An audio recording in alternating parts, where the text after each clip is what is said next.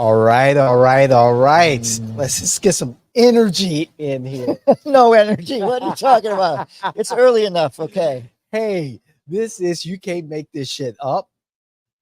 That's Joel Hawksley. I'm David Washington. We're your hosts. We are at the Oxford Sports Pub and Secret Society here in the great town of Altamont Springs. And you know something? I'm just going to read right off the notes here. Byron Donalds, a Republican congressman from Florida, is being considered as a potential successor to Ron DeSantis as governor of the great free state of Florida. Donalds is a member of the House Freedom Caucus, a group of ultra-conservative Republicans, and he is known for his outspoken views on issues such as immigration, guns, and taxes. Donalds was born in the Bahamas. I didn't know that. And came to the United States as a child. He served in the Air Force and then worked as a financial advisor before being elected to Congress in 2020. He is the only Black member of the Freedom Caucus, the only Black member of the Freedom Caucus in Congress, and he is seen as a rising star in the Republican Party. Is it too early to say whether Donalds will run for governor in 2024? We don't know.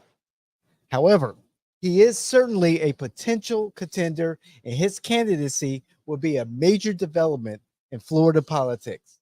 In addition to the information provided that we have, I have also included some additional information in the show notes for you, our viewers and listeners, to look up more information about Donalds. The outcome of the 2024 Florida gubernatorial election will have major implications for the state and the Republican Party. DeSantis is a popular governor, and his successor will be in a strong position to win the re-election in 2028. We're here, and we're looking deeply into the political crystal ball. So let's go. That was a hell of a description of this particular episode. Look, it is nice that it's nice to have Byron Donalds in the.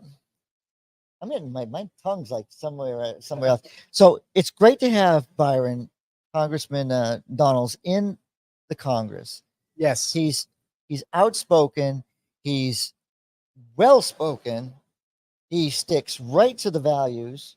There's no way there's no way you don't know where he comes from and what he stands for. Right. He's very clear. It's clear.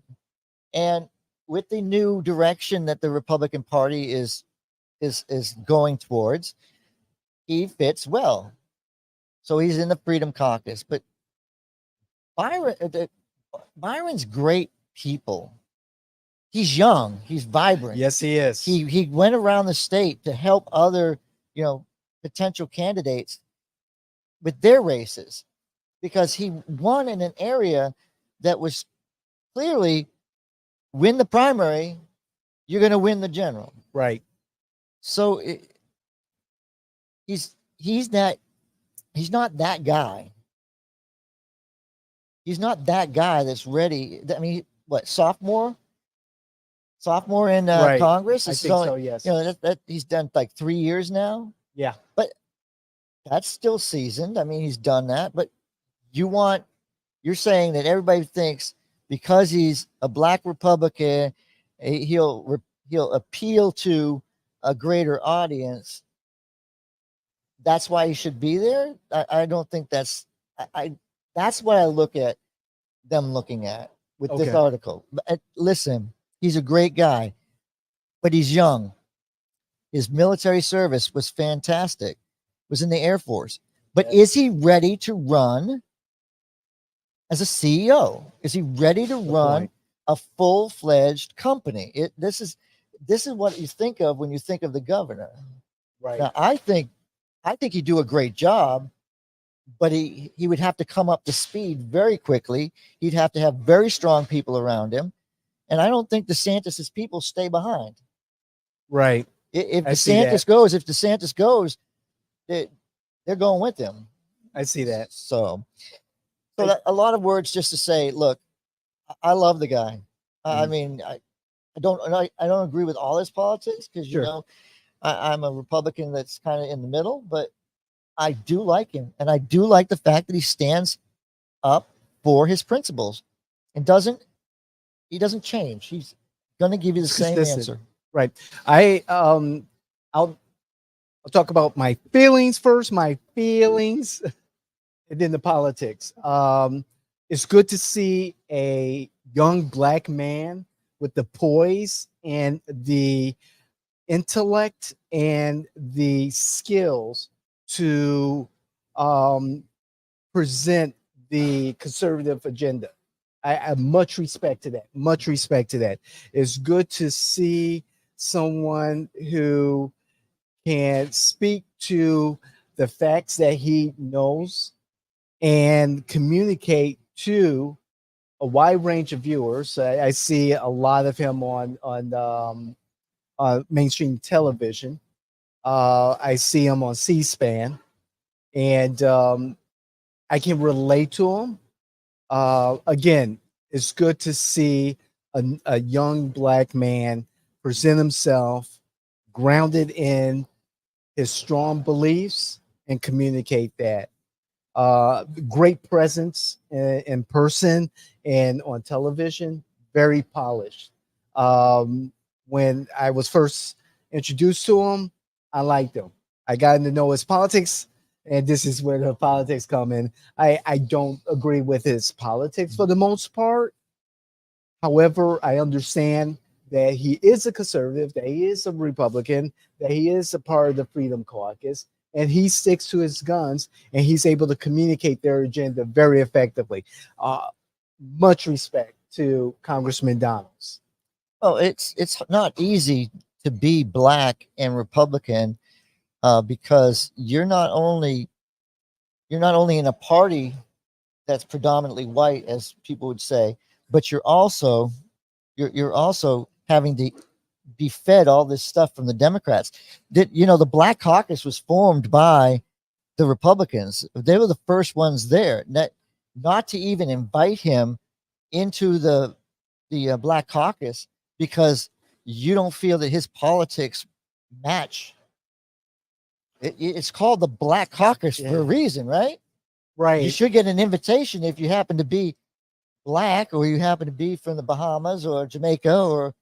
And the Black Caucus the Congressional Black Caucus miss an opportunity because I get it. Yes, the vast majority of Black legislators in Congress are Democrats. I get it. Mm-hmm. However, there's a missed opportunity. Even if his views are shunned or ignored, the Democrats miss an opportunity to include him in the caucus and at least try to have a conversation, a bipartisan conversation, and discuss what we can do together. I remember Cory Booker and Tim Scott, Senators Booker and Scott, getting together and trying to come up with some kind of crime reform or I forgot what the bill was, right. but it was about criminal reform or criminal defense reform or something to that effect. It didn't work out. However, it was hopeful that a Democrat, Cory Booker, a Republican, Tim Scott, coming together and trying to come up with a solution. I applauded that effort. It's unfortunate that there was no reform, no plan, no legislation that came out of those discussions. However, I think the Democrats missed the opportunity. The Democrats didn't like the compromise, right? They didn't like the little bits of, what Tim Scott was saying, and they killed the bill. They killed something because it had conservative ideals in it, which, again, this is why it's so hard to get anything done in Washington, D.C. I don't even know if it was a good bill because I never got a chance to really absorb it because it never got out of committee.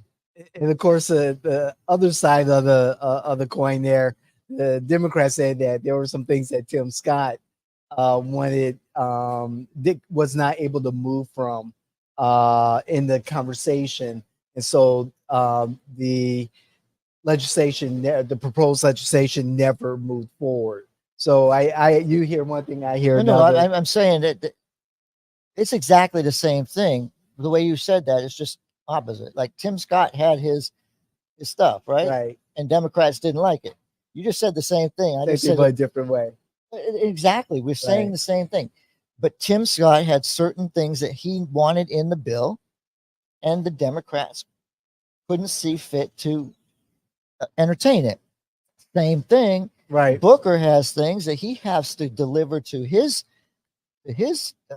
party. Right. So it was one of those things where it didn't work. But take Ted Kennedy, before he died, he came out with a huge education bill. You're right. I remember. And it was applauded by everybody because it was very bipartisan. Right. You don't have that anymore. Very little. So again, if you watch my show earlier, it's about relationships. These relationships need to become stronger. If you invite somebody like Byron into the Congressional Black Caucus, you're going to drown him out with your politics. But at least you have him in the room, and you can say that you're not you're not one-sided, even though you are.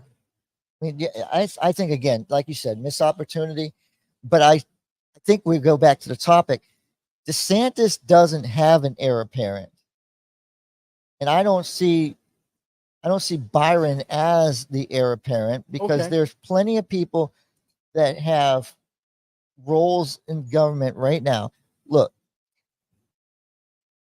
Jimmy Petronas right now is working his hardest to get in the news as much as possible. State Farm thing, it plays into his hopes to become governor. This is the agriculture secretary, for those that are watching and don't know who I'm talking about. But largely in charge of the insurance. He's a CFO, right? But then you also have the agriculture secretary who just got there, was the Senate president. Now he's the Petronas. No, that's the CFO. That's CFO. That's Petronas. You got the, oh God, why did I forget his name? This is not great. But you have those two individuals up in the cabinet that are eyeballing this. True. You know, who else? I mean, Sprouls, he's the Speaker of the House, and he's just passed massive Republican legislation. His name is well known now.